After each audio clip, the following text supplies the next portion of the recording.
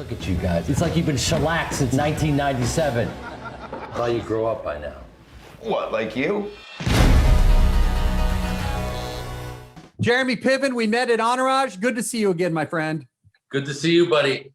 I put the Ari Gold there behind there just for you, buddy. Dude, I'm going to get to that in a minute. No, screw it. I'm going to ask the question right off the top. Do you miss Entourage? You know what I do, but oddly enough, I see them all the time because they're doing this Victory podcast.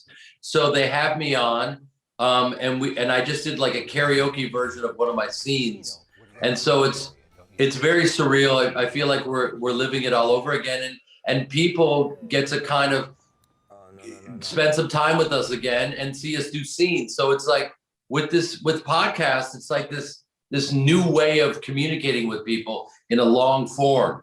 We got to talk about this fun movie, Last Call. How much drinking was done in the filming of this movie? I was drunk for the entire movie. So I actually can't answer any questions because I don't remember any of it.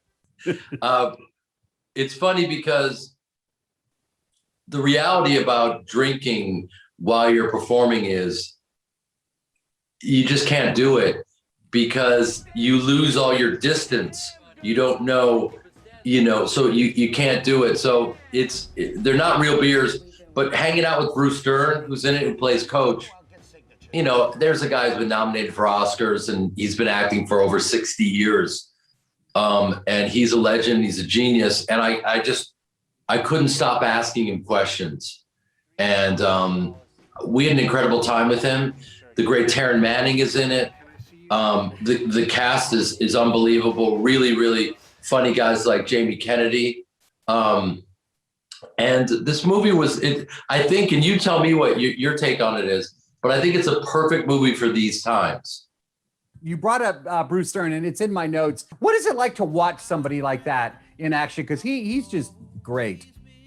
What's funny is you can tell in the movie a lot of it's improvised because it has that kind of dangerous, immediate feel to it, and it's very funny and edgy. And working with him is the dream. That's the way I love to work, which is you have to be totally present. You never know what the other guy's going to throw at you, and you got to stay in character and be ready. And I loved it with him. He was just, he's in his 80s and he's still as vital as ever, dangerous, in a great way. And he gave me a great compliment at the very end. He said, "You know what, kid, you got game. You got game." I don't know why I just sounded like Dave Chappelle. What the 5 fingers say to the face?